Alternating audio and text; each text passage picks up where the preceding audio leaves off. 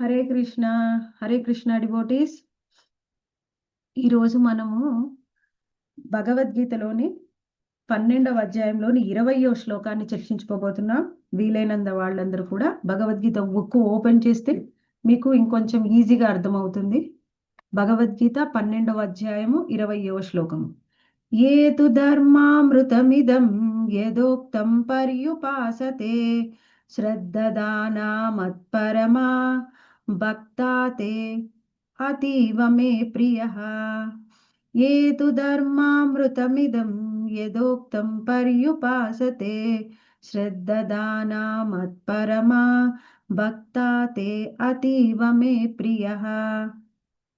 నన్నే పరమగమ్యముగా చేసుకొని భక్తి యోగము అను ఈ అమృత పదమును అనుసరించుచు శ్రద్ధతో దీని యందు సంపూర్ణముగా నియుక్తులైన వారు నాకు అత్యంత ప్రియులు. ఏమంటున్నారండి ఈ శ్లోకంలో? నన్నే పరమగమ్యంగా చేసుకొని భక్తి యోగము అను ఈ అమృత పదమును అనుసరించుచు శ్రద్ధతో దీని యందు సంపూర్ణంగా నియుక్తులైన వారు నాకు అత్యంత ప్రియులు అని స్వయంగా శ్రీకృష్ణ భగవానుడు మనకి ఈ శ్లోకంలో వివరిస్తున్నారు. మెయిన్ ముఖ్యంగా ఇది ఏ అధ్యాయము? 12వ అధ్యాయం. 12వ అధ్యాయం మనకు దేని గురించి మనకు వివరిస్తుంది అంటే భక్తి యోగాన్ని గురించి వివరిస్తుంది. పూర్తిగా మనకు భగవద్గీతలోని 18 అధ్యాయాల్లో మనకి మధ్యలో ఉన్న 6 అధ్యాయాలు కూడా భక్తి యోగాన్ని గురించి మనకి వివరిస్తూ ఉంటాయి. అయితే ఈ మొత్తం 6 అధ్యాయాల్లో కూడా ఈ 6 అధ్యాయాల్లో నేనేం చెప్పాను భక్తి యోగం గురించి అనేది శ్రీకృష్ణ భగవానుడు 12వ అధ్యాయంలో పూర్తిగా అసలు శుద్ధ భక్తి అంటే ఏమిటి, అసలు భక్తిని ఎన్ని విధాలుగా ఆచరించవచ్చు, అందులో ఉత్తమ భక్తి ఏది, ఎవరి స్థాయిని బట్టి వాళ్ళ భక్తిని ఎలా ఆచరించాలి, అటువంటి భక్తిని ఆచరించే భక్తుల యొక్క లక్షణాలు ఏ విధంగా ఉంటాయి అనేది మనకు 12వ అధ్యాయంలో వివరించారు. మనం లాస్ట్ క్లాస్లో కూడా ఒకసారి ఏం చెప్పారు అనేది రీక్యాప్ చూసాము. కానీ అసలు ఇప్పుడు కన్క్లూజన్గా ఈ 20వ శ్లోకంలో ఏం చెప్తున్నారు అంటే, నేను ఈ మొత్తం అధ్యాయం కూడా ఇప్పటి వరకు నేను ఏం చెప్పాను దాన్నే ఆచరించండి, అదే భక్తి యోగము. ఆ విధంగా శ్రద్ధతో భక్తి యోగంలో ఎవరైతే సంపూర్ణంగా నియుక్తులై ఉంటారో వాళ్ళు నాకు అత్యంత ప్రియులు అని స్వయంగా శ్రీకృష్ణ భగవానుడు మనకి ఇక్కడ చెప్తున్నారు. అయితే ఇప్పుడు మనం డిస్కస్ చేసుకున్నా కానీ మళ్ళీ మనకి ఇంకొంచెం డీటెయిల్గా అసలు ఏం చెప్పారు ఈ అధ్యాయంలో అనేది ఒక్కసారి చూద్దాం. ఇక్కడ మనకి 11వ అధ్యాయంలోనే 2 శ్లోకాలు, చివరి 2 శ్లోకాలు 54 మరియు 55వ శ్లోకంలో ఏం చెప్పారో చూద్దాం ఒకసారి. 54వ శ్లోకంలో ఏం చెప్పారంటే, భక్త్వా అనన్య శక్త్యా అహమేవం విదోర్జున జ్ఞాతుం దృష్టం చ తత్వేవ ప్రవేష్టుం చ పరంతప. ఈ శ్లోకంలో ఏం చెప్తున్నారంటే, ఓ అర్జున, ప్రియమైన అర్జున, కేవలం అనన్య భక్తి చేతనే నేను యథార్థముగా నీ ఎదుట నిలబడిన రీతిని తెలియబడగలను మరియు ప్రత్యక్షంగా దర్శింపనగుదును. అంటే నువ్వు అనన్య భక్తి చేస్తే అప్పుడు ప్రత్యక్షంగా నన్ను దర్శించగలుగుతావు. ఈ విధంగానే నీవు నా అవగాహన రహస్యములందు ప్రవేశింపగలవు. ఎప్పుడైతే శ్రీకృష్ణ భగవాన్ని అర్థం చేసుకోవాలంటే ఆయన గురించిన పూర్తి విషయాలు మనకు అర్థం కావాలి. అటువంటి రహస్య విషయాలలో శ్రీకృష్ణ భగవానుడికి ఆయన భక్తులకి సంబంధించిన రహస్య విషయాలలో ప్రవేశించాలి అంటే మనకు శ్రీకృష్ణ భగవానుడి పట్ల అనన్య భక్తి ఉండాలి అని చెప్పారు. అయితే ఈ శ్లోకంలో చెప్పిన అనన్య భక్తే ఉత్తమ భక్త, అసలు అనన్య భక్తి ఉత్తమ భక్త, ఇంకా ఉన్నతమైన భక్తి ఉందా, అసలు అనన్య భక్తే ఉన్నతమైనదా అనేది మనకి 12వ అధ్యాయంలో వివరించారు. అయితే ఇది 54వ శ్లోకంలో చూసాం. 11వ అధ్యాయం 54వ శ్లోకంలో.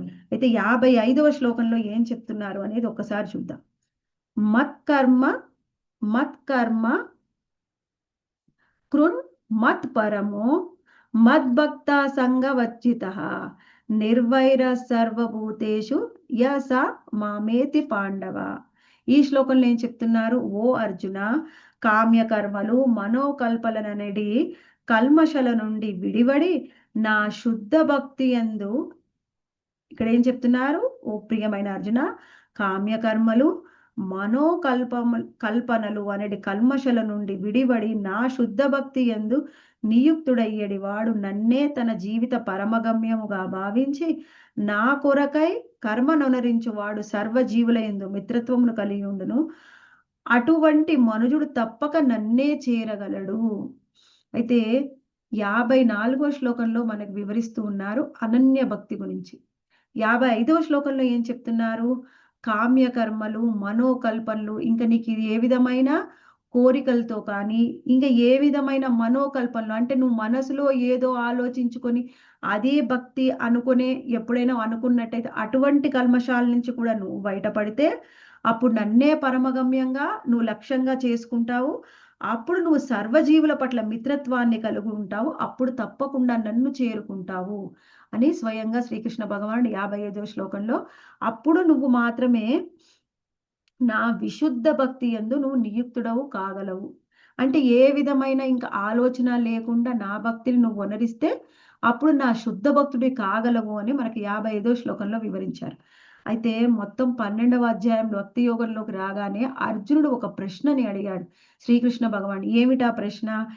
ఏవం సతత యుక్తామే భక్త్యాస్వాం పర్యుపాసతే ఏ చాప్య అక్షరం అవ్యక్తం తేషా కే యోగ విత్తమా. ఈ శ్లోకంలో వివరిస్తున్నారంటే అర్జునుడు ప్రశ్నిస్తూ ఉన్నాడు. ఏమని ప్రశ్నిస్తున్నాడు శ్రీకృష్ణ భగవాన్ని? నీ భక్తియుత సేవలో సదా యుక్తముగా నియుక్తులైన వారు అంటే ఎప్పుడు నీ భక్తియుత సేవలో యుక్తముగా నియుక్తులైన వారు, యుక్తముగా అంటే తన తెలివితేటల్ని బుద్ధిని ఉపయోగించి అవ్యక్త నిరాకార బ్రహ్మమును ధ్యానించువారు అను ఇరువురిలో ఎవరు మిగుల పరిపూర్ణలు అని నేను భావించబడుదును. ఎందుకంటే నువ్వు 11వ అధ్యాయంలో అంతకుముందు అన్ని రకాల వాళ్ళ గురించి వివరించాం. 10వ అధ్యాయంలో కూడా వివరించాం. అయితే నువ్వు ఈ విధంగా వివరించిన తరువాత అసలు ఏది ఉత్తమ భక్తి, నేను ఎందులోకి ఏ మార్గాన్ని పూర్తిగా తీసుకోను. ఎందుకంటే కంక్లూజన్గా అడుగుతున్నారనమాట. 12వ అధ్యాయం పూర్తిగా భక్తి యోగం గురించి చెప్తుంది. ఆ భక్తి యోగంలోకి వెళ్ళక ముందే మనకి ఈ ప్రశ్న ఏం చెప్తుంది అంటే ఇంకా మనసులో ఎవరి మనసులో అయినా సందేహాలు ఉంటే ఏది ఉత్తమ భక్తి అని అటువంటి వాళ్ళ అన్ని సందేహాలు కూడా తీర్చే విధంగా అర్జునుడు ఇక్కడ మనకి ప్రశ్నిస్తూ ఉన్నాడు. ఏమిటా ప్రశ్న?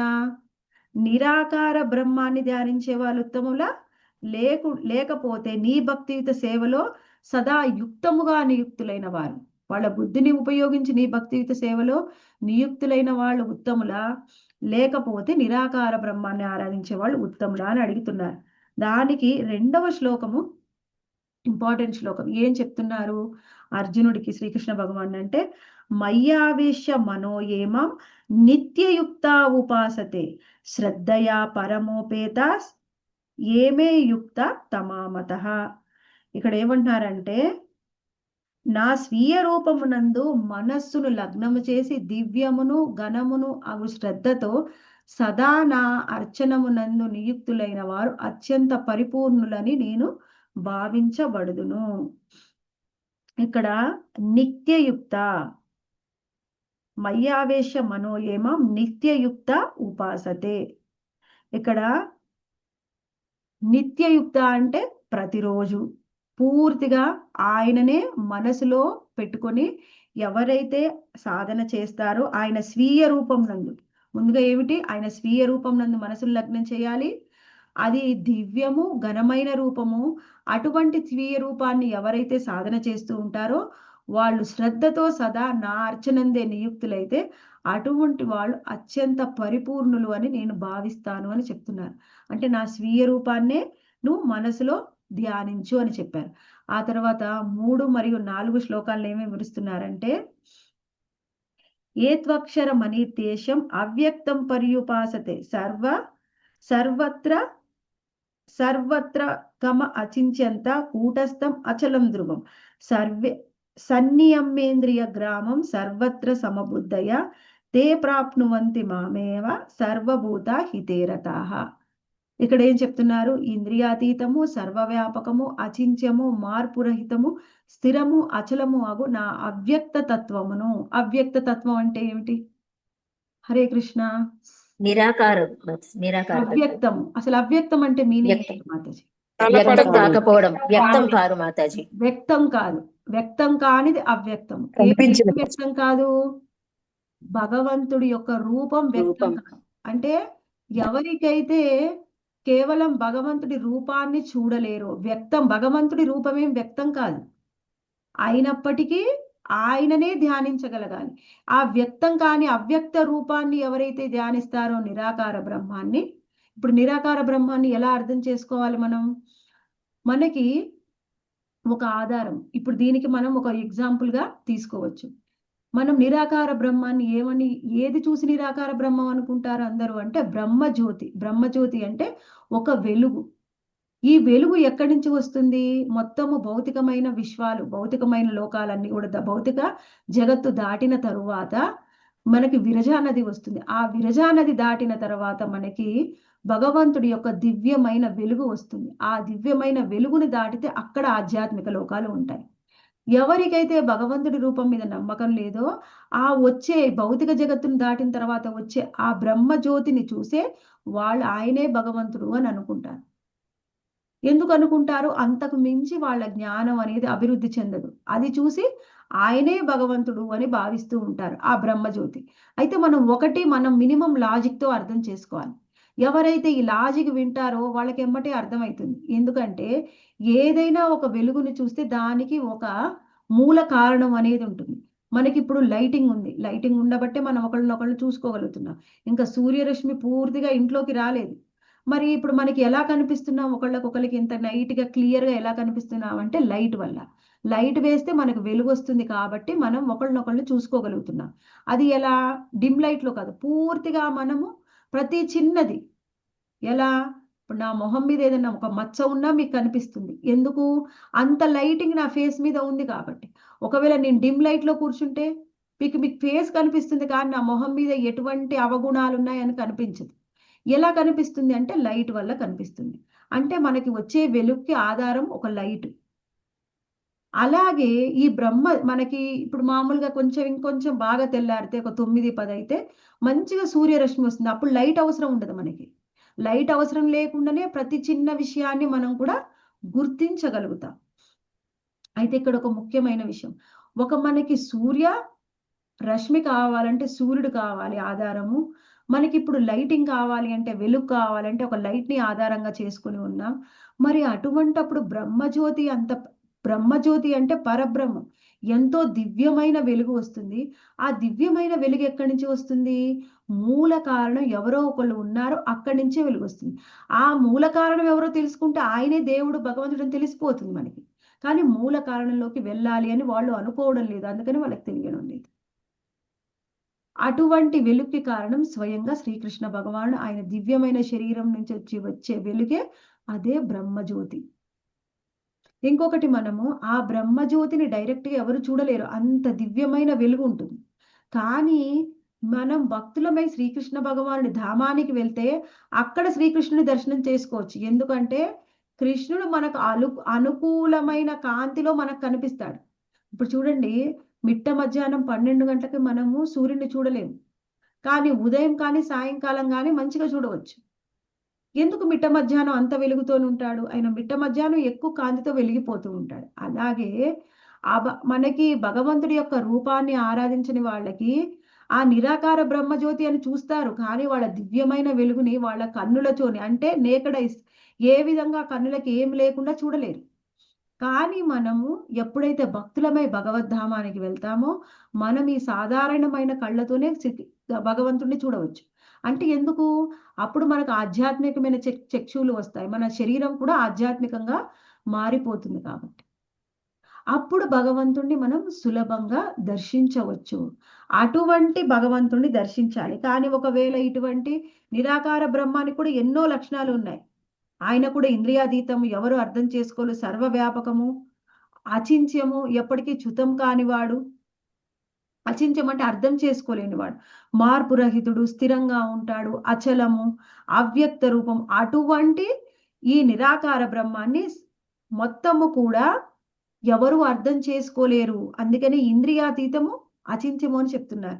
అయితే ఇక్కడ ఏం చెప్తున్నారు అంటే, అటువంటి భగవంతుణ్ణి చేరుకోవాలి అంటే క్లేశో అధికరత్ తేషాం అవ్యక్తాసక్త చేతసాం అవ్యక్తా హి గతిర్దుఃఖం దేహ దేహవద్భిర వాప్యతే. అంటే అటువంటి నిరాకార బ్రహ్మాన్ని అంటే పరమ పురుషుని అవ్యక్త నిరాకార తత్వమునందు ఆసక్తమైన చిత్తము గల వారికి పురోగతి అన్నది మిగుల క్లేశతరము. భగవంతుడు స్వయంగా భగవద్గీతలో చెప్తున్నారు. అటువంటి నిరాకార బ్రహ్మాన్ని, నిరాకార తత్వాన్ని ఎవరైనా కానీ ఆరాధించి పురోగతి చెందాలి అంటే అది క్లేశతరం, అంటే ఎన్నో కష్టాలతో కూడుకొని ఉంటుంది. ఆ విధానమున ప్రగతి సాధించుట దేహదారులకు ఎల్లప్పుడూ కష్టతరమే. ఆ విధానంలో నువ్వు ప్రగతి సాధించాలంటే మనలాంటి సాధకులకి ఎప్పుడు కూడా కష్టతరమే అని మనకి చెప్తున్నారు. అయితే తర్వాత 6, 7 మరియు 2 శ్లోకాలు ఏం చెప్తున్నారు? ఏతు సర్వాణి కర్మాణి మై సన్యస్య మత్పర అనన్య యోగేన మాం ధ్యాయంత ఉపాసతే తేషాం అహం సమూర్ధత్త ముత్యు సంసార సాగరాత్ భవామి చిరాత్ పార్థ మయ్యావేశిత చేసతాం. ఇక్కడ ఏమంటున్నారంటే ఈ శ్లోకం అర్థం ఒకసారి వినండి. కానీ ఓ పార్థ, సర్వకర్మలను నాకు అర్పించి అన్య చింతన లేక నాకు భక్తులై మనస్సును నాయందే లగ్నం చేసి సదా నన్ను ధ్యానించుచు నా భక్తియుత సేవలో నన్ను అర్చించడి వారిని శీఘ్రమే జనన మరణమగు సంసార సాగరం నుండి నేను ఉద్ధరింతును. ఇది ముఖ్యమైన విషయం. ఇక్కడ ఏమంటున్నారంటే ఈ విధంగా అన్య చింతన లేక, అంటే వేరే ఆలోచన లేకుండా, అన్య చింతన అంటే వేరే ఆలోచన లేకుండా ఎవరైతే శ్రీకృష్ణ భగవాన్ని ఆరాధన చేస్తారో అటువంటి భక్తి, ఎటువంటి భక్తి? అన్య చింతన అంటే వేరే ఆలోచన లేకుండా. అటువంటి భక్తి ఏమిటి? మనకి 11వ అధ్యాయంలో 54వ శ్లోకంలో చెప్పారు. అనన్యా చేత అంటే అనన్య భక్తితో ఆరాధన చేసిన వాడు. అనన్య భక్తికి ఈ అన్య చింతన లేకుండా చేసే భక్తికి ఏవైనా భేదం ఉందా? అది మనం ఇక్కడ చూడాలి. ఇక్కడ అనన్య భక్తి అంటే ఏమిటి? అనన్య భక్తి అంటే శ్రీకృష్ణ భగవానుడే మనం ఆరాధిస్తాం. ఏ విధంగా అంటే ఇప్పుడు పూర్తిగా మనం అర్థం చేసుకోవాలి. అన్యాభిలాషిత శూన్య జ్ఞాన కర్మాది అనావృతం. అన్యాభిలాషిత అంటే అనన్య చింత, ఏ విధమైన చింత లేకుండా. ఇంకా అనన్య భక్తి అంటే వాళ్ళు ఎంతో భక్తితోని ఆరాధన చేస్తారు, కానీ వాళ్ళ మనసులో పూర్తిగా శుద్ధ భక్తి అనేది ఉండదు. ఎలా ఉంటుంది అంటే భక్తి ఉంటుంది, ఎంతో తీవ్రమైన భక్తి ఉంటుంది, కానీ వాళ్ళ భక్తి కొంచెం గానంతోని కొంచెం కర్మతోని మిశ్రితమై ఉంటుంది. అది ఎలా? అసలు జ్ఞానము కర్మ మిశ్రితమైన భక్తి అంటే ఏమిటి? శుద్ధ భక్తి అంటే భేదం ఏమిటి? ఇక్కడ మనం అది అర్థం చేసుకోవాలి. ఇప్పుడు మనము జ్ఞానము అంటే ఎన్నో రకాలమైన జ్ఞానం అనేది ఉంటుంది. ఎన్నో రకాల జ్ఞానము, అది జ్ఞానాన్ని కూడా మనం ఎందుకు సంపాదిస్తున్నాము అనేది కూడా చాలా ఇంపార్టెంట్. ఇప్పుడు నేను జ్ఞానాన్ని సంపాదిస్తూ ఉన్నాను. నేను ఎందుకు జ్ఞానం సంపాదిస్తూ ఉన్నాను అంటే, నేను ఈరోజు నా క్లాస్ ఉంది, నేను ఈ శ్లోకాన్ని నేను మీకు అర్థం చేసుకొని చెప్పాలి కాబట్టి నేను జ్ఞానాన్ని సంపాదిస్తూ ఉన్నాను. ఈ జ్ఞానము భిన్నమైనది. నా జ్ఞానం ఏమిటి? పూర్తిగా శ్రీకృష్ణ భగవాను నుంచి గురించి తెలుసుకోవాలి, ఆయన్ని భక్తిలో ఇంకా పురోగతి చెందాలి అనే విధంగమైన ఆలోచనతోని నేను జ్ఞానాన్ని పొందినట్లయితే ఆ జ్ఞానము అది ఉత్తమ భక్తి అవుతుంది.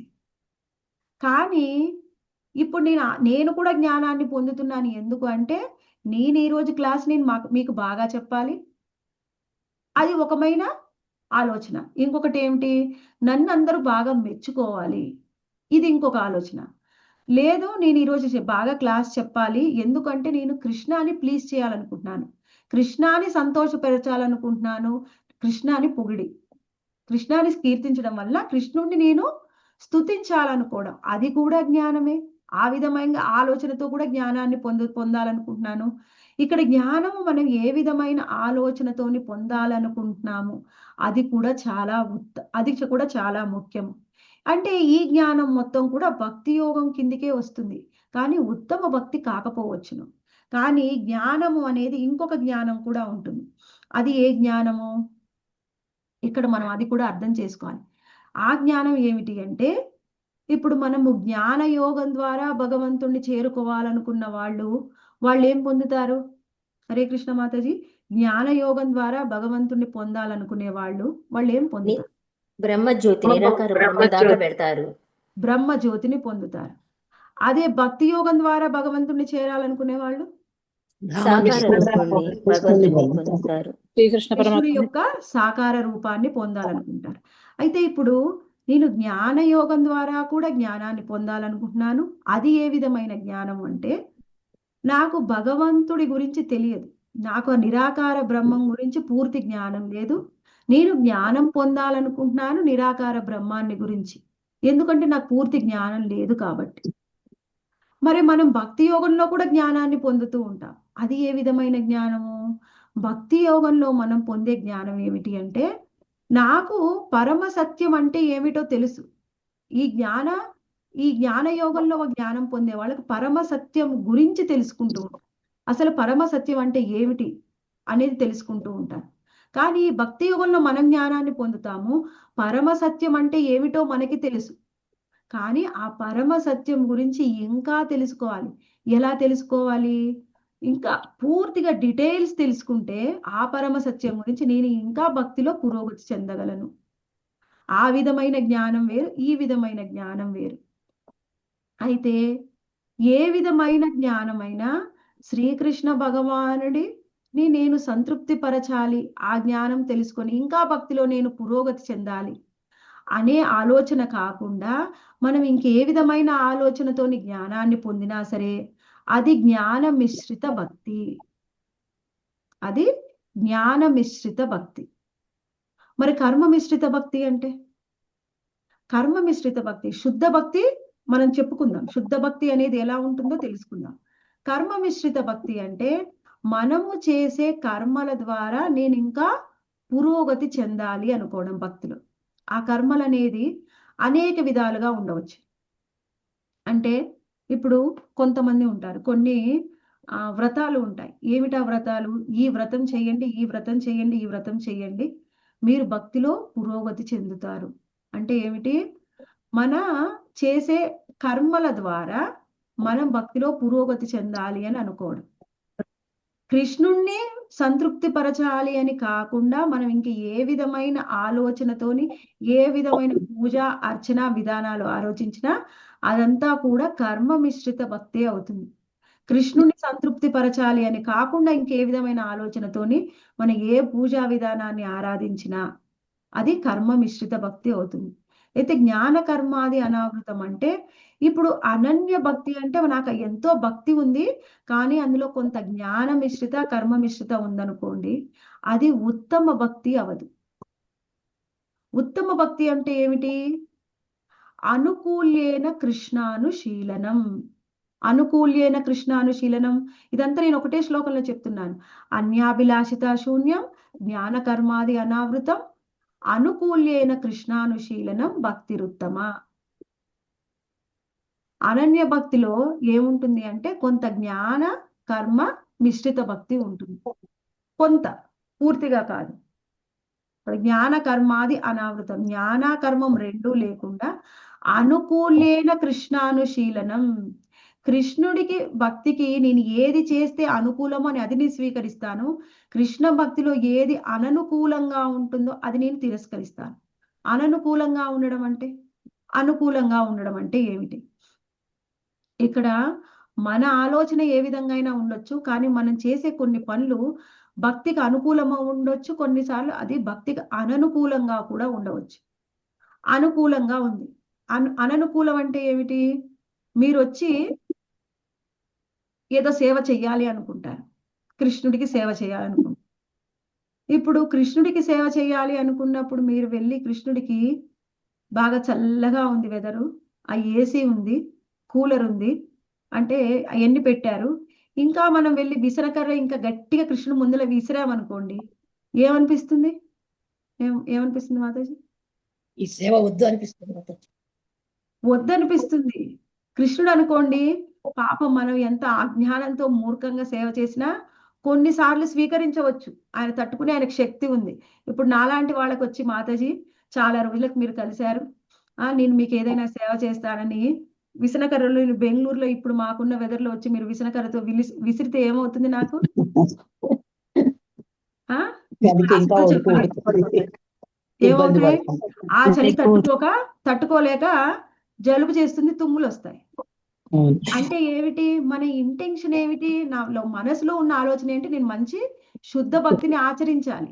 నేను ఏ విధంగా అయినా సేవ చేయాలని. కానీ అది అనుకూలంగా ఉందా? ప్రతికూలంగా ఉందా? అది కూడా చాలా ఇంపార్టెంట్. అంటే మనం చేసే సేవ ఏ విధంగా కూడా కృష్ణుడికి అననుకూలంగా ఉండకూడదు. అనుకూలంగా ఉండాలి.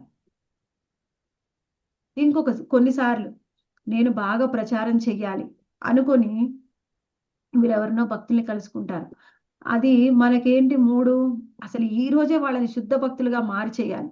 ఈ రోజే వాళ్ళ అన్ని క్లాసులు ఉదయం నుంచి నైట్ వరకు వినాలి. ఎందుకంటే ఇప్పుడు ఆ భక్తులుగా మార్చాలి అంటే కూడా ఎవరినైనా దానికి కూడా మనకు కొంత జ్ఞానం ఉండాలి, ఎక్స్‌పీరియన్స్ ఉండాలి. లేకుండా మూర్ఖంగా మనం వెళ్ళి మనకున్న జ్ఞానం అంతా ఒకటే రోజు చెప్పామనుకోండి, ఇన్ని రకాల భక్తులుంటాయండి. ఇదంతా భక్తి సరియైన భక్తి కాదు. ఉత్తమ భక్తి ఇది ఆచరించండి అని చెప్తే, వినేవాళ్ళకి అర్థమవుతుందా? పోదు మాతాజీ. వినేవాళ్ళకి అర్థమవుదు. ఇప్పుడు అలాంటి సేవ మనం చేస్తే మన గురువు కానీ, కృష్ణుడు కానీ మన పట్ల సంతృప్తి చెందుతారా? అందరు మాతాజీ. చెందరు. ప్రచారం చెయ్యమ్మా, కాస్త జ్ఞానంతోని చెయ్యి. ఈ రోజే ఉన్నదంతా వాళ్ళకి చెప్పకు. స్లోగా వాళ్ళ క్లాస్‌లో కనెక్ట్ చెయ్యి.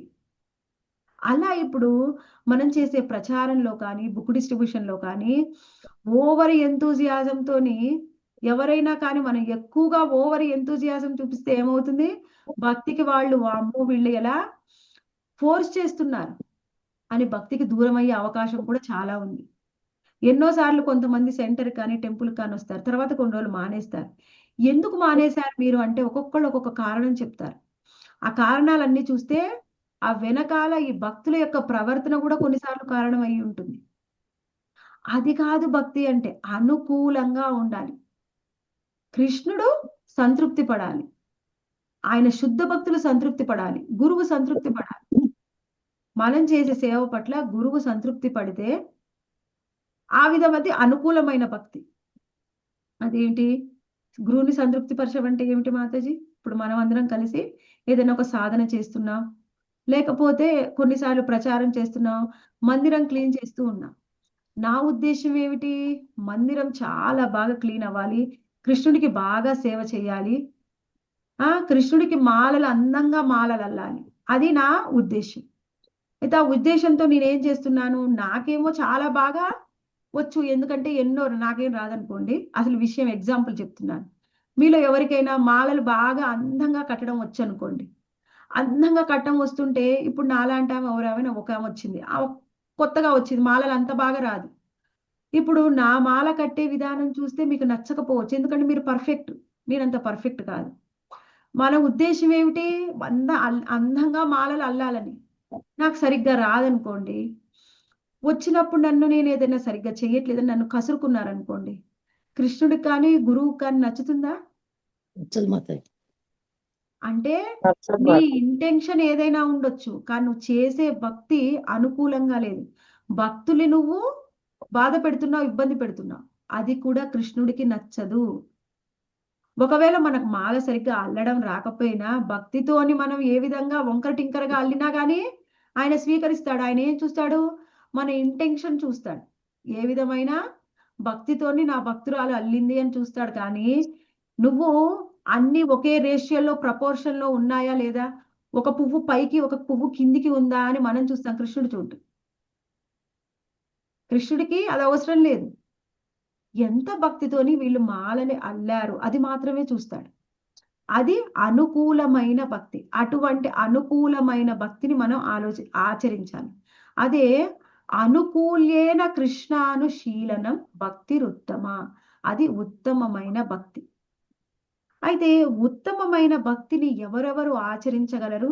ఏ విధంగా ఆచరిస్తే అది ఉత్తమమైన భక్తి అనేది మనకి 8వ శ్లోకం నుంచి మనకి వివరిస్తున్నారు. 8వ శ్లోకంలో మనకి ఏం చెప్తున్నారంటే మయ్యేవ మన ఆదస్త్వ మయి బుద్ధిం నివేశయ నివశిష్యసి మయ్యేవ అత ఊర్ధ్వం న సంశయ.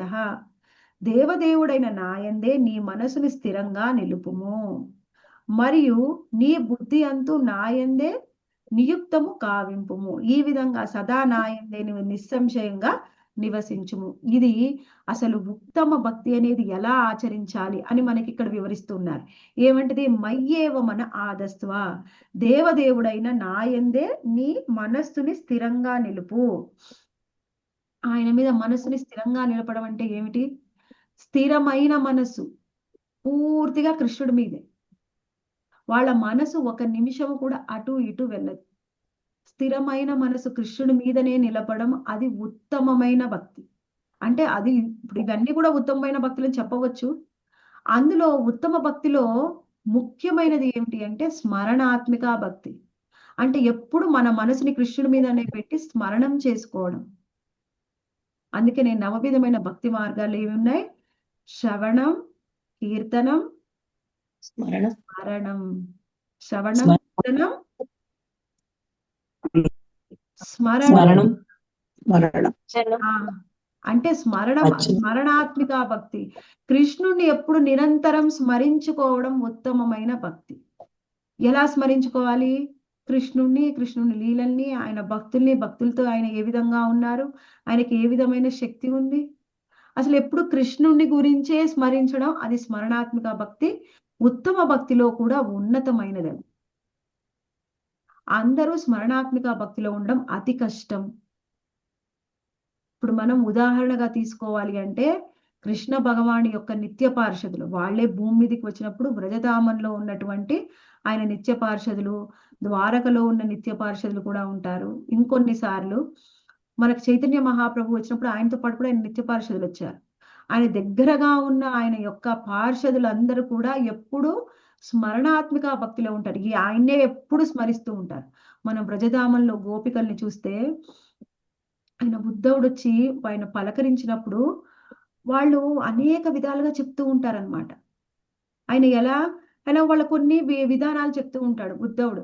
ఏ విధంగా ఉండాలి, ఏ విధంగా మనము కృష్ణ భక్తి చెయ్యాలి అని ఆయన మామూలుగా ఏ విధంగా కృష్ణుని స్మరించుకోవాలి, ఒకవేళ మీరు బాధగా ఉంటే కృష్ణుని స్మరించుకోండి అని చెప్తే గోపికలు చెప్తున్నారనమాట. అసలు కృష్ణుని స్మరించుకోవడం కాదు, కృష్ణుని స్మరించుకోవడం అసలు మాకు ఇష్టం లేదు. అసలు ఎందుకు స్మరించుకోవాలి? అసలు ఆయన్ని మేము మర్చిపోవాలనుకుంటున్నాం. ఎంత మర్చిపోవాలి అని మేము అనుకుంటున్నా కానీ ఇంకా పదే పదే మాకు గుర్తుకొస్తున్నాడు. అసలు మాకు కృష్ణుని నిరంతరం స్మరించుకోవాలని లేదు, కానీ ఆయన పదే పదే గుర్తుకొస్తున్నాడు. అంటే ఏమిటి? ఈ స్మరణాత్మిక భక్తిలో ఉన్న వాళ్ళు కృష్ణుడిని మర్చిపోవాలి అని అనుకున్నా మర్చిపోలేరు. మనం ఏం చేస్తాం?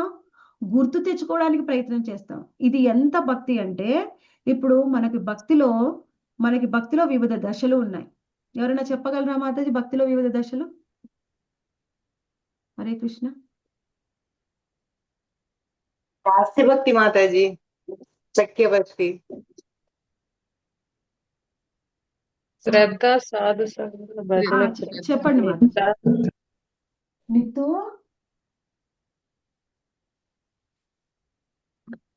హరే కృష్ణ. చెప్పండి మాతాజీ. మాతాజీ అన్ని శ్రద్ధ, సాధు సంఘ, భజన క్రియ,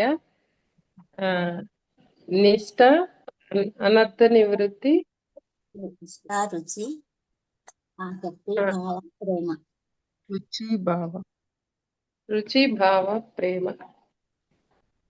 ఇక్కడ ఇందులో మనకి చూస్తే భక్తిలోని వివిధ దశల్లో మనకి శ్రద్ధ, సాధు సంఘ, భజన క్రియ, ఆ తర్వాత మనకి అసలు ఏంటి ఈ దశలు ఒకసారి చూద్దాం. శ్రద్ధ అంటే మనము ఎవరైనా భక్తిలోకి వచ్చిన కొత్తలో వాళ్ళు శ్రద్ధతోని శ్రవణం, కీర్తనం అన్ని కూడా ఆచరిస్తూ ఉంటే అది శ్రద్ధ. అంటే మామూలుగా చూడే శ్రద్ధ కంటే కూడా ఇంకా తక్కువ స్థాయిలు ఉంటాయి. ఇప్పుడు మనం కొంత పురోగతి చెందితే అప్పుడు శ్రద్ధలోకి వస్తుంది. ఆ తరువాత సాధు సంఘ, భక్తుల సాంగత్యంలో చేస్తే అది సాధు సంఘ అవుతుంది. ఎప్పుడైతే మనం శ్రద్ధతో సాధు సంఘతోని మనము గురువుని పొందుతామో అప్పుడు మన భజన క్రియ అనేది మొదలవుతుంది. గురువు యొక్క సాంగత్యంలో భజన క్రియ మొదలవుతుంది. గురువు లేకుండా మనం చేసే భజన క్రియ అందులో క్వాలిటీ ఉండదు. ఎందుకంటే ఎలా భజన చేయాలో మనకు తెలియదు. అందుకనే గురువును పొందాలి, అప్పుడే మన భజన క్రియ సరిగ్గా ఉంటుంది. ఎప్పుడైతే మన భజన క్రియ మొదలవుతుందో అప్పుడే మనలో ఉన్న అనర్థాలు తొలగుతాయి. అందుకే అనర్థ నివృత్తి తర్వాత. ఈ అనర్థాలు అనేది తొలగేది ఇది ఎప్పుడు జరుగుతూనే ఉంటుందన్నమాట.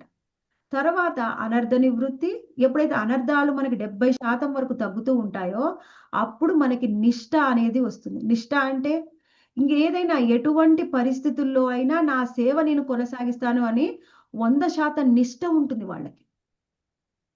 ఆ నిష్ఠతోని ఎటువంటి పరిస్థితుల్లో కూడా వాళ్ళ భజన్ని కొనసాగిస్తారు, సాధన కొనసాగిస్తారు. అది నిష్ఠ. ఆ తరువాత మనకి రుచి. ఇప్పుడు నువ్వు నిష్ఠతో చేస్తూ ఉంటే రుచి పెరుగుతుంది. రుచి అంటే ఏమిటి? టేస్ట్. మనకు ఏదైనా కానీ ఎంతో శ్రద్ధతో ఏదైనా మనం ఒక డిష్ తయారు చేసాం, అందులో రుచి ఉంటేనే మనం ఆసక్తిగా తినగలం. రుచి లేకుండా ఆసక్తిగా ఏదైనా తినగలమా? తినలేము మాతాజీ. లేదు మాతాజీ. మనము చేసే భజనలో మనకి రుచి రావాలి. నిష్ఠతో చేస్తూ ఉంటే రుచి రావాలి. రుచి పెరిగినా కొద్దీ మనకు ఆసక్తి పెరుగుతుంది. రుచి పెరగకపోతే ఆసక్తి పెరగదు.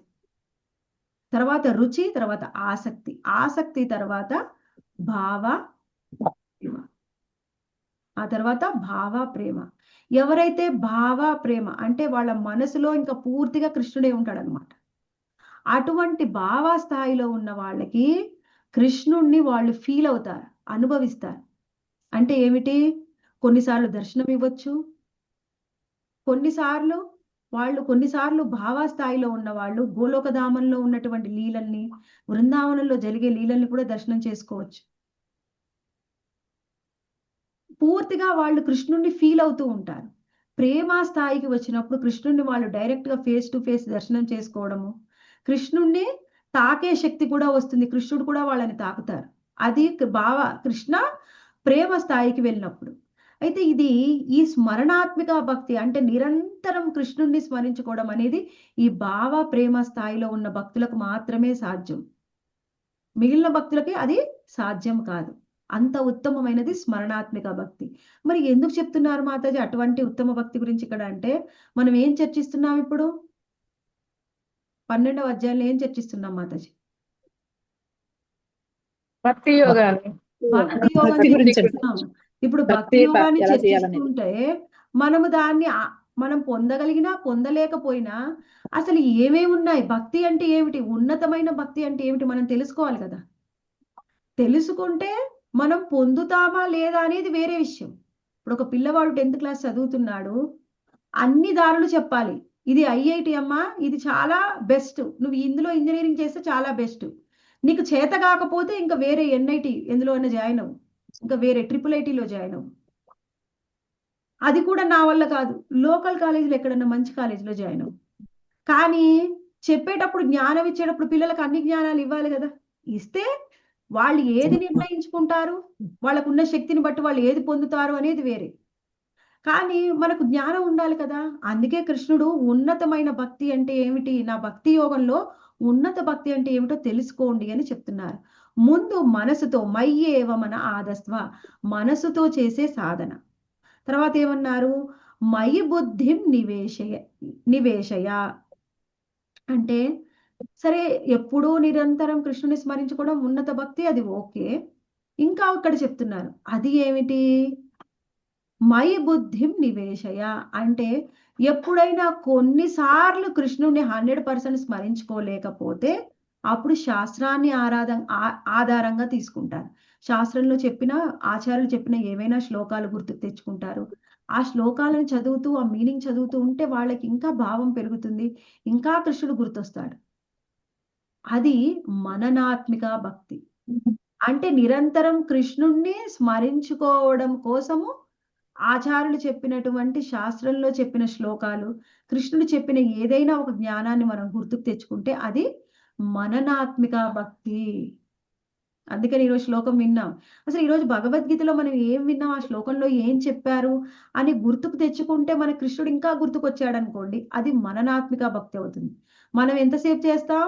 కాసేపు వీలైతే ఒక 5 నిమిషాలు, 10 నిమిషాల్లో, 5 నిమిషాల్లో మనకి ఎన్నో వేరే విషయాలు గుర్తుకొచ్చి మళ్ళీ ఇది కూడా గుర్తుకొస్తుంది. అది అది మననాత్మిక భక్తి కాదు, మనకొచ్చేది కాదు సాధకులకి. ఉత్తమ భక్తులకి మననాత్మిక భక్తి. ఎప్పుడు ఆయన్ని స్మరించుకుంటూ ఉంటారు, అప్పుడప్పుడు శాస్త్రాన్ని ఆధారంగా తీసుకుంటారు. ఇది కూడా ఉన్నత భక్తి. ఇది కూడా భావ ప్రేమ స్థాయిలో ఉన్న వాళ్ళే చేయగలిగేది. తర్వాత చెప్పారు మనకి, ఇక్కడ ఏమన్నారు, నివశిష్యసి మయ్యేవ అత ఊర్ధ్వం న సంశయ. ఇక్కడ 9వ శ్లోకంలో చెప్పారు చూడండి, అత చిత్తం సమాధాతు న శక్నోషి మయి స్థిరం అభ్యాస యోగేన తతో మామి చాప్తుం ధనుంజయ. ఇక్కడ ఏమంటున్నారు, ఓ అర్జున, ధనుంజయ, స్థిరంగా నాయందు మనసుని సంలగ్నం చేయ నీవు సమర్థుడు కానిచో భక్తి యోగమునందలి విధి విధానములను అనుసరింపుము. ఆ రీతి నన్ను నువ్వు పొందు కోరికని వృద్ధి చేసుకొనుము.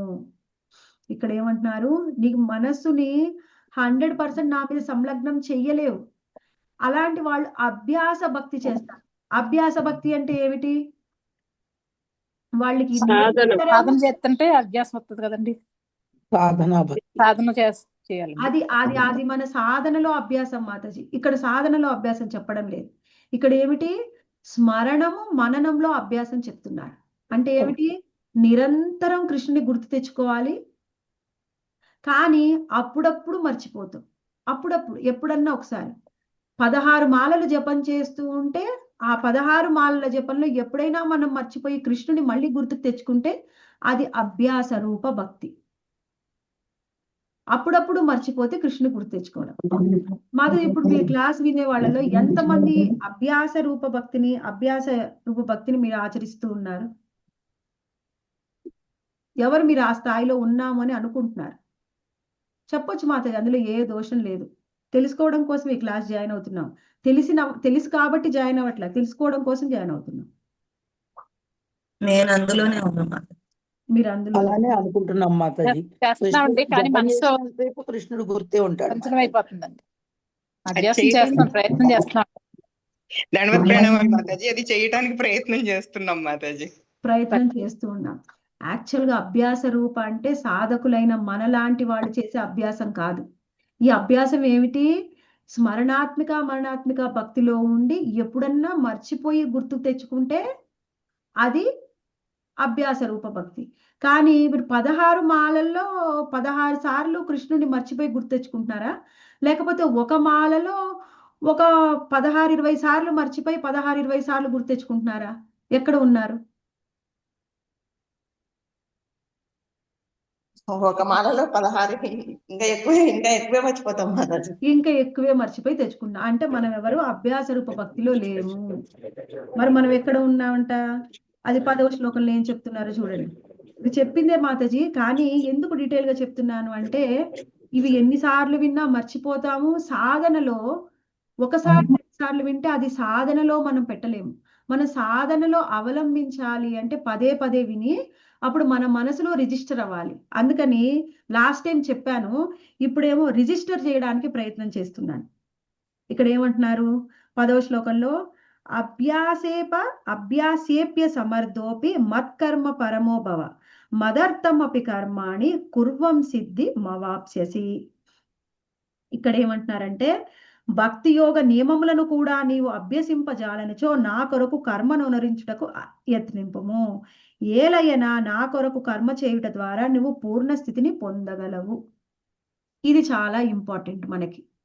ఇప్పుడు మనము మరణాత్మిక భక్తి అభ్యాస రూప భక్తి గురించి తెలుసుకున్నాం. ఈ 10వ శ్లోకంలో ఏం చెప్తున్నారు అంటే కాయ రూప భక్తి అంటే ఏమిటండి? కాయం అంటే ఏంటి మాతాజీ? శరీరంలో మనకి ఏమేమి ఉంటాయి? మన శరీరంలో ముఖ్యంగా మనం ఏం పని చెయ్యాలన్నా ఏం ఉపయోగిస్తాం?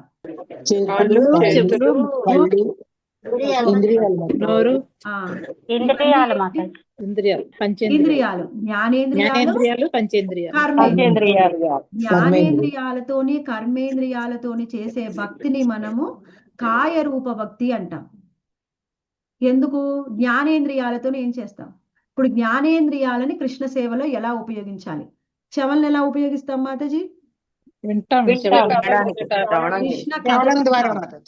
కృష్ణ కథ వింటాం. ఇంకా మనం కళ్ళని ఎలా ఉపయోగిస్తాం?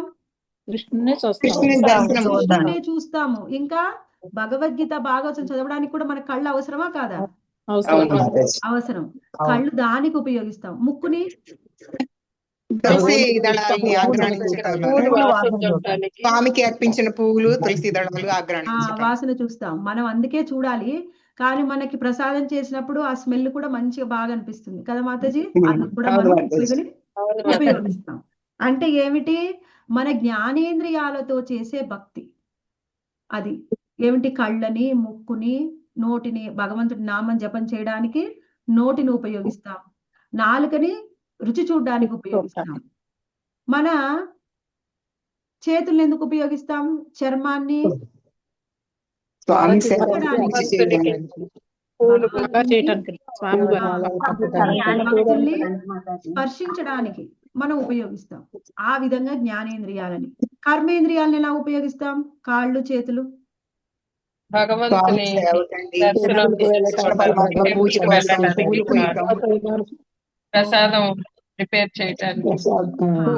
ఈ విధంగా మనము కర్మేంద్రియాలు. చేతులని ఆయన టెంపుల్ శుభ్రం చేయడానికి, టెంపుల్లో సర్వీస్ చేయడానికి, భోగా వండి పెట్టడానికి, అలంకరణ చేయడానికి, అలంకరణ పువ్వులు చేయడానికి, కోయటానికి. మన కాళ్ళతోని మనము గుడికి వెళ్ళడానికి, టెంపుల్కి వెళ్ళడానికి. ఈ విధంగా మనము మన జ్ఞానేంద్రియాలని, కర్మేంద్రియాలని మనం భక్తిలో ఉపయోగిస్తూ ఉంటాం. ఈ విధంగా ఎంతమంది చేస్తున్నారు? అందరూ ఆచరిస్తున్నారా చేస్తున్నారు. అందరూ? ఆచరిస్తున్నారు కదా మాతాజీ. ఆచరిస్తున్నాం. అంటే మాతాజీ. మనము భక్తిలో కాయరూప భక్తి స్థాయిలో ఉన్నాం. ఒకవేళ ఈ కాయరూప భక్తి అంటే మన జ్ఞానేంద్రియాలని, కర్మేంద్రియాలని ఉపయోగించు అంటే అది కూడా మా వల్ల కాదులే అమ్మా, మీరు కానివ్వండి. కొంతమంది మన ఇంట్లో ఉంటారు. మీరు రాండి, టెంపుల్కి రండి, క్లాస్ వినండి ఏదన్నా అంటే మీరు కానివ్వండి, మేము తర్వాత వస్తాం. నేను అలా చాలా మంది అంటూ ఉంటారు. అలాంటి వాళ్ళు కూడా ఉంటారుగా, మరి వాళ్ళు కూడా భక్తిలోకి రావాలి కదా. వాళ్ళకి చెప్తున్నారు చూడండి 11వ శ్లోకం. అదైత పశ్య శక్తోపి కర్తుం మధ్యోగమాశ్రితః సర్వకర్మ ఫలత్యాగం తత కురు యదాత్మవాన్. సర్వకర్మ ఫలత్యాగం అంటే ఏమిటి? మనము చేసే పని యొక్క ఫలితాన్ని త్యాగం చేయాలి. పని యొక్క ఫలితాన్ని త్యాగం చేయడం అంటే ఏమిటి? ఏదైనా ఒక పని చెయ్యి, ఆ ఫలితాన్ని కృష్ణాకి సమర్పించు. నేను కాయరూప భక్తి అంటే నా జ్ఞానేంద్రియాలతో, కర్మేంద్రియాలతో నేను భక్తిని చెయ్యలేనండి. మరి ఏం చేయగలవు నువ్వు? నేను రోజు బిజినెస్ చేస్తాను కదా, అందులో కొంత నాకు డబ్బు వస్తుంది కదా, అది నేను కొంత కృష్ణ సేవలో ఉపయోగిస్తాను. అంటే ఏమిటి? సర్వకర్మ ఫలత్యాగం. పూర్తిగా కాదు, కొంత కర్మ. ఏమిటి? నా శాలీలో నేను కొంత కృష్ణ సేవలో ఉపయోగిస్తాను. ఇంకొకటి కర్మ ఇంకా ఉత్తమ స్థాయి. అందులో అది ఇంకా తక్కువ స్థాయి. ఉత్తమ స్థాయి అంటే ఏమిటి?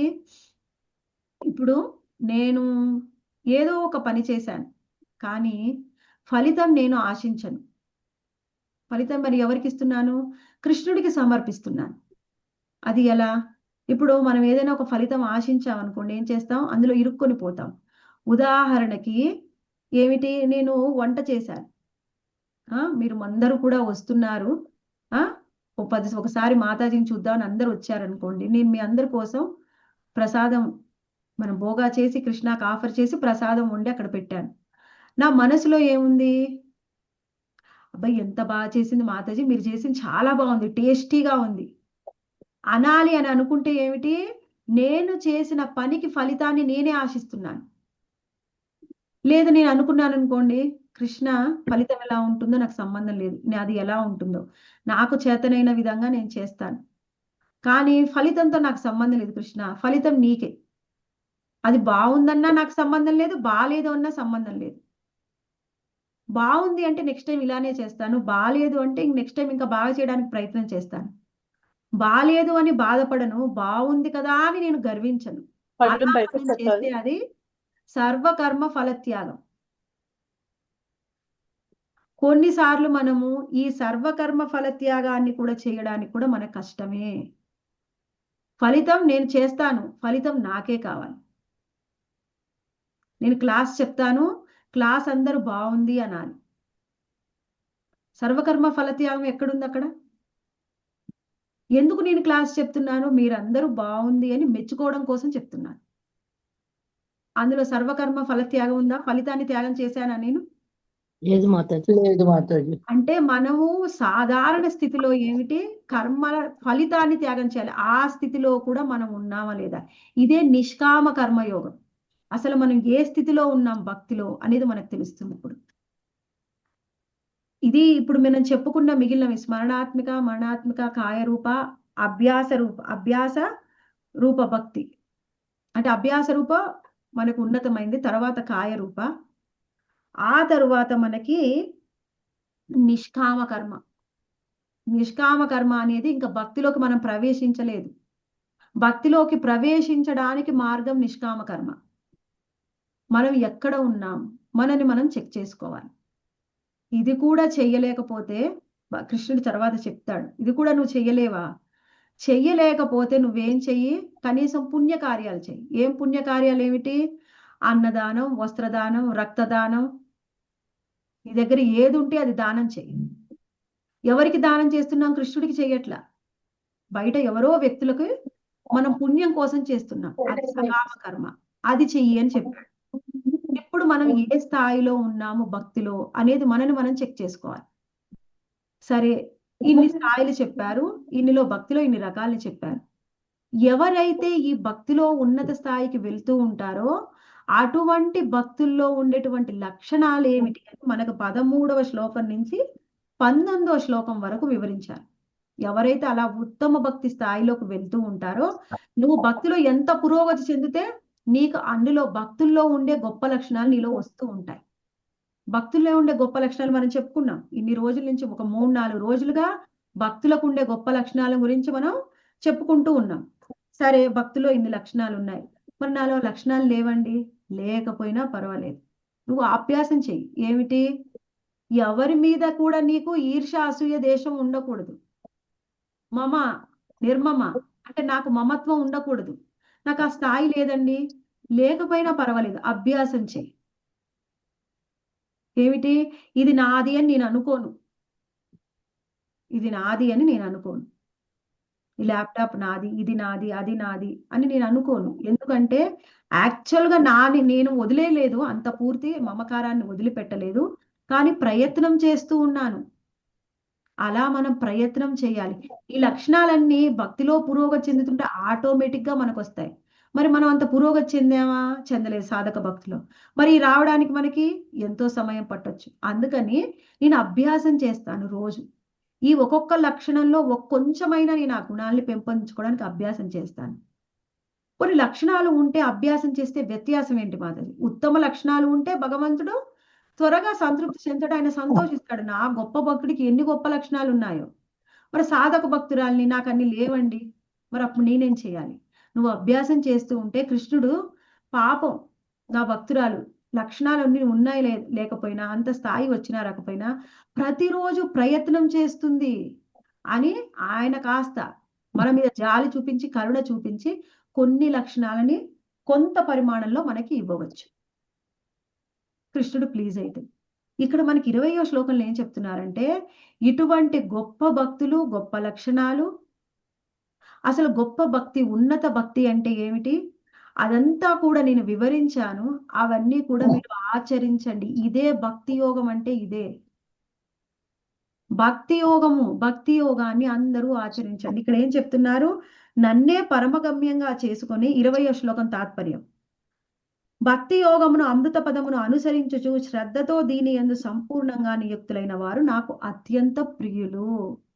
ఈ విధంగా శ్రద్ధతోని భక్తి యోగాన్ని ఆచరిస్తే వాళ్ళు నాకు అత్యంత ప్రియమైన వారు అని చెప్తున్నారు.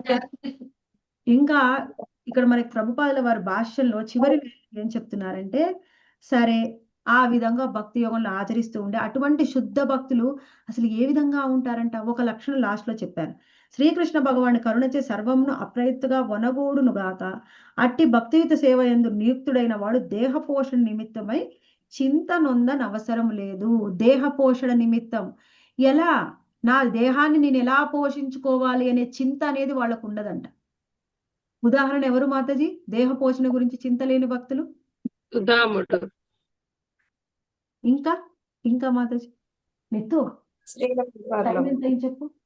ప్రహ్లాదుడు అండి. ప్రహ్లాదుడు. ఇంకా మాతాజీ ధ్రువుడు ప్రహ్లాదుడు గోస్వామి కూడా అంతేనేమో మాతాజీ. అంబరీషుడు. దోశ తొందరగా 2 దోశలైనా గోస్వాములు కూడా అంతేనా మాతాజీ? వాళ్ళందరూ కూడా దేహ పోషణ విషయంలో ఏం లేదు వాళ్ళకి. ఎందుకంటే షడ్గోస్వాములు ఒక చెట్టు కింద కూర్చొని ఉంటారు.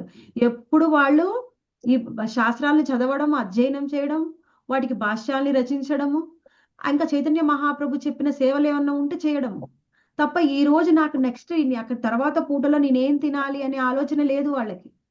భిక్షాటన చేస్తారు, భిక్షాటనలో ఏమన్నా దొరికితే తింటారు, లేకపోతే లేదు. ఎటువంటివి? కేవలం ఎండిపోయిన చపాతి ఇచ్చినా కానీ ఎవరైనా తినేవాళ్ళు, ఎండిపోయిన రొట్టె. వాళ్ళకి ఏ ఆలోచన లేదు. అప్పుడు ఒకసారి మనం చెప్పుకుంటాం ఒక కథ. రూపగోస్వామికి స్వయంగా ఆయనే కృష్ణుడే అనుకుని ఆయన దగ్గరికి వస్తాడు విగ్రహాల రూపంలో, నన్ను నువ్వు సేవించు అని. అప్పుడు రూపగోస్వామి చెప్తాడు ముందే కండిషన్. మనం ఏం చేస్తాం? మన కండిషన్లు వేరే, ఆయన కండిషన్లు వేరే. ఆయన కండిషన్ ఏమిటి? ఉప్పు లేకుండా నా దగ్గర ఏది ఉంటే అది పెడతాను కృష్ణ నీకు. నువ్వు అది కావాలి ఇది కావాలి అంటే నేనైతే పెట్టలేను. నేను భిక్షాటన చేస్తాను, అందులో వాళ్ళు ఏది ఇస్తే అది పెడతాను. నువ్వు నా కండిషన్లు పెట్టకు, నేను పెట్టలేను. అట్లయితే నా దగ్గర ఉండు, లేకపోతే నువ్వు ఇంకేదైనా ఒక భక్తుడిని ఎత్తుక్కో అని చెప్పాడు. అయితే ఒక రోజు అడిగాడు కృష్ణుడు, ఏమిటి నువ్వు చపాతి పెడుతున్నావు కానీ అందులో ఉప్పు లేదయ్యా, కాస్త ఉప్పేసి పెట్టరాదు, అట్లా చప్పగా నేను ఎట్లా తినను అంటే రూపగోస్వామి అన్నాడు అనమాట, నేను ముందే చెప్పాను కదా నీకు, నేను అవన్నీ నన్ను అడగొద్దని. ఇప్పుడు నేను ఉప్పు ఎక్కడి నుంచి తెచ్చుకోను చెప్పు? నీకు ఉప్పు కావాలంటే నువ్వే తెచ్చుకో. నీకు ఉప్పు కావాలా తెచ్చుకో, నేనేం వద్దనను. నా దగ్గర అయితే ఇదే ఉంది. ఎవరో కొంత పిండి పెడితే ఆ పిండిని ఆయన ఒక్క చపాతీ చేసి ఆయనకు ఆఫర్ చేసి ఆయన తిన్నాడు, అందులో ఉప్పు లేదు. కృష్ణుడు ఎందుకు లీల చేశాడు ఈ లీలని? తరువాత ఆయన దగ్గరికి ఒక భక్తుడు ఎత్తుక్కుంటూ వస్తాడు. వచ్చి ఆయన దేవుడికి ప్రణామం చేసుకుంటాడు. నాదొక బోట్ ఉందండి, నాకు పెద్ద పడవ ఉంది, అది మునిగిపోయేది లాగా ఉంది, నాకు చాలా భయంగా ఉంది, నన్ను ఈ కష్టంలోంచి బయటపడేయండి. ఎవరినో నేను అడిగితే మీ దగ్గరికి పంపించారు, మీ దగ్గరికి వెళ్ళి మిమ్మల్ని అడగమని. నన్ను అడగడానికి ఏముంది? అక్కడ కృష్ణుడు ఉన్నాడు చూడు. ఎక్కడున్నాడు కృష్ణుడు? చెట్టు కొమ్మకి వేలాడదీశాడు కృష్ణుని. అక్కడున్నాడు, అడగడు. ఆయన ఏదైనా చేస్తాడు. సరే వెళ్ళాడు, అడిగాడు, కృష్ణ నువ్వు నాకు ఈ కష్టం నుంచి బయటపడే. ఆయన ఏంటి? ఆయన వ్యాపారం ఏంటి? ఉప్పు వ్యాపారం. ఆయన కష్టం నుంచి బయటపడేస్తే, ఆయనకు ఉప్పు వ్యాపారంలో బాగా లాభం వస్తే అప్పుడు ఆయనకి మందిరాన్ని నిర్మించాడు. అప్పుడు కృష్ణుడికి మందిరాన్ని నిర్మించాడు ఆ వ్యాపారి. ఆయన చెప్పాడు ఏమిటి ఆయన ఉద్దేశం? నాకు ఉప్పు కావాలి అంటే ఏమిటి? కేవలం ఉప్పు ఒక్కటే కాదు, ఆ ఉప్పు వ్యాపారం చేసి ఆయన రావాలి, నాకు మందిరం నిర్మించాలి అని కృష్ణుడి ఉద్దేశం. అయితే ఆయన ఏమన్నాడు? నీకు ఏది కావాలంటే అది నువ్వు చేసుకో, నేనైతే వద్దను. ఆయనే చేసుకున్నాడు ఆయన ఏర్పాట్లు. మందిరానికి కావాల్సిన ధనం ఇస్తే అప్పుడు ఆ మందిరాన్ని కట్టించారు భక్తులందరూ కలిసి రూపగోస్వామి. అది శుద్ధ భక్తులు. ఏమి ఆలోచించరు. నెక్స్ట్ నాకేంటి? హరిదాస్ ఠాకులు 24 గంటలు నామం చేయడమే. ఆ నెక్స్ట్ పూట నామం అయిపోయాక 22 గంటలు నేనేం తినాలి అనే ఆలోచన లేదు ఆయనకి. అటువంటి వాళ్ళు శుద్ధ భక్తులు. పాండవులు 14 సంవత్సరాలు 12 సంవత్సరాలు అరణ్యవాసం చేశాక 1 సంవత్సరం అరణ్యవాసం, తర్వాత అజ్ఞాతవాసం. మేము వనాలకు వెళ్ళిపోతున్నాం, మా పరిస్థితి అక్కడ ఏమిటి? మీకు క్షత్రియులం, ఎలా బ్రతకాలి అనే ఆలోచన లేదు. వాళ్ళకి ఎంత శక్తి ఉందంటే అప్పుడే కౌరవుల్ని సంహరించి రాజ్యం తీసుకోగలరు, ఎవరైనా అలానే చేసేవారు. కానీ వాళ్ళు అలా చెయ్యలేదు. కృష్ణ ఇన్స్ట్రక్షన్స్ లేవు అలా చెయ్యమని. 100% కృష్ణుడి మీద శరణాగతితో అన్నీ వదిలేసి వెళ్ళిపోయారు. తర్వాత మేము వచ్చాక మా పరిస్థితి ఏంటి అనే ఆలోచన లేదు. అది సర్వస్వ శరణాగతి. ఇక్కడ ఏం చెప్తున్నారు? దేహ పోషణ నిమిత్తమై కూడా వాళ్ళకు చింత ఉండదు. అటువంటి వాళ్ళు ఉత్తమోత్తమ భక్తులు. మనం ఆ స్థితిలో ఉన్నామా? ఇప్పుడు ఈ అధ్యాయం వింటే అసలు భక్తిలో మనం ఎక్కడ ఉన్నాం, మన స్థాయి ఏమిటి, మన సాధన ఏమిటి, నేను ఉత్తమ భక్తుని కావాలి అంటే నా సాధన ఎలా ఉండాలి, ఎలా నా సాధనని పెంచుకుంటే నేను ఏ స్థాయికి వెళ్ళగలను అనేది మనకి 12వ అధ్యాయంలో శ్రీకృష్ణ భగవాన్ డీటెయిల్ గా వివరించారు. ఇప్పుడు మనం మన స్థాయిని తెలుసుకొని ఆ సాధనని ఇంప్రూవ్ చేయాలి. సాధనని ఇంప్రూవ్ చేయడం అంటే ఏమిటి? మన భజనని ఇంప్రూవ్ చేయాలి.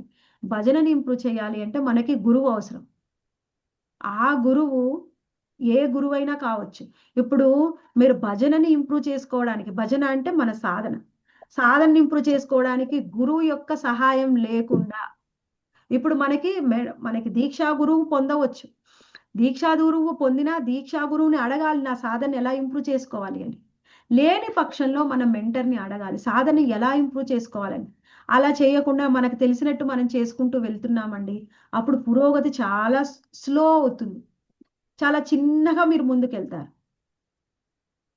అందుకని ప్రయత్నం చేసి మన సాధనని ఇంప్రూవ్ చేసుకోవడానికి మనం గురువు యొక్క సహాయం తీసుకోవాలి, మెంటర్ యొక్క సహాయం తీసుకొని భక్తిలో పురోగతి చెంది, ఇంత ఉన్నత భక్తి పొందకపోయినా, స్థాయికి మనం వెళ్ళలేకపోయినా, ఈ జన్మలోనే వెళ్ళలేకపోవచ్చు, ఎన్నో జన్మలు పట్టవచ్చు.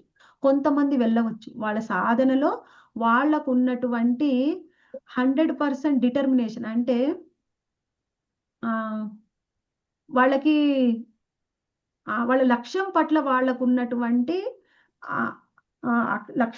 వాళ్ళకున్నటువంటి ప్రగాఢమైన విశ్వాసం, దాంతోని వాళ్ళు పురోగతి చెందవచ్చు. హరే కృష్ణ డివోటీస్,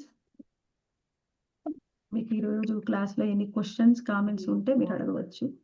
హరే కృష్ణ మాతాజీ, చాలా బాగా వివరంగా. అనన్య భక్తితోని నేను స్మరించుకుంటున్నాను కృష్ణుణ్ణి, కానీ నా భక్తి ఎలా ఉండాలి అంటే పూర్తిగా అన్యాభిలాషిత శూన్యం ఉంది. అనన్య భక్తిలో అన్యాభిలాషిత శూన్యం ఉంది. జ్ఞాన కర్మాది అనావృతం కొన్నిసార్లు ఉండవచ్చు, ఉండకపోవచ్చు. కొన్నిసార్లు జ్ఞానం పట్ల కర్మ పట్ల శ్రద్ధ ఉండవచ్చు. ఇంకొకటి అనుకూల్యైన కృష్ణానుశీలనం, అంటే అనుకూలంగా కృష్ణుడికి ఏది ఇష్టము, గురువుకి ఏది ఇష్టము, వాళ్ళు నా దగ్గర నుంచి ఏం కోరుకుంటున్నారు అని దాన్ని తెలుసుకొని చేయడం. ఇప్పుడు నాకు అనన్యమైన భక్తి ఉంది, ఎంతో శ్రద్ధ ఉంది, నేను సేవ చేస్తాను, కానీ నా సేవ అనుకూలంగా ఉందా లేదా, గురువు ఏం చెప్పాడు, ఏం చెయ్యమని చెప్పాడు, నేనేం చేస్తున్నాను, గురువు నాకు ఇచ్చిన ఇన్స్ట్రక్షన్ ఒకటి, నేను చేసేది ఒకటి. నాకు అనన్య భక్తి ఉన్నా అది అనుకూలంగా ఉంటేనే అది ఉత్తమ భక్తి అవుతుంది, కేవల భక్తి అవుతుంది. ఓకే మాతాజీ. పేరు కూడా ఇది ఇప్పుడు గోపికల భక్తి ఉత్తమ భక్తే కదా మాతాజీ, అనుకోవచ్చా? స్మరణాత్మక భక్తి అనేది కేవల భక్తి మాత్రమే. వాళ్ళకి కృష్ణుడు ఏమనుకుంటున్నాడు అని తప్ప, వాళ్ళ కుటుంబ సభ్యులు ఏమనుకుంటున్నారు అనేది కూడా వాళ్ళకి లేదు. కృష్ణుడు ఏం ఆలోచిస్తున్నాడు అదే, ఇంకా వాళ్ళకి ఇంకొకటి లేదు. అవును. అయితే వాళ్ళది కూడా ఉత్తమ భక్తికి కాదు, అంతేనా? ఉత్తమ భక్తే మాతాజీ. వాళ్ళకి అనన్య భక్తి ఉంది, కృష్ణుడికి అనుకూలంగా సేవ చేస్తున్నారు, ఎవరిని పట్టించుకోవడం లేదు, వాళ్ళకి జ్ఞానం పట్ల కర్మ పట్ల ఆసక్తి లేదు, వాళ్ళు కృష్ణుడు ఒక క్షణం కూడా వాళ్ళు మర్చిపోలేకపోతున్నారు. వాళ్ళది గోపికల్లాగా వ్రజవాసులు గోపికలు బాగా ఉండవచ్చు, కానీ వ్రజవాసంలో ఉన్న వాళ్ళు, వ్రజధామంలో ఉన్న వాళ్ళందరూ కూడా ఉత్తమ భక్తులే, కానీ భావం ఒక్కొక్కళ్ళది ఒక్కొక్క విధంగా ఉండవచ్చు. Okay okay. వీళ్ళు నిరంతరం స్మరణాత్మక భక్తిలో ఉండేవాళ్ళు, అనుక్షణం నిరంతరం స్మరణాత్మక భక్తిలో ఉండేవాళ్ళు. ఎంత తెలిసినట్టు ఉంది, కానీ వీటిని మళ్ళీ మీరు డీటెయిల్ గా ఒక్కొక్కటి వివరించుకుంటూ చెప్తే అసలు అమ్మ ఇంత ఉందా, ఇంత డెప్త్ గా ఉందా అని అనిపిస్తుంది మాతాజీ. చాలా బాగుంది. హరే కృష్ణ. హరే కృష్ణ. హరే కృష్ణ మాతాజీ, దండవత్ ప్రణామాలు మాతాజీ. దండవత్ ప్రణామాలు ప్రభుజీ. హరే కృష్ణ మాతాజీ, దండవత్ ప్రణామాలు. దండవత్ ప్రణామాలు.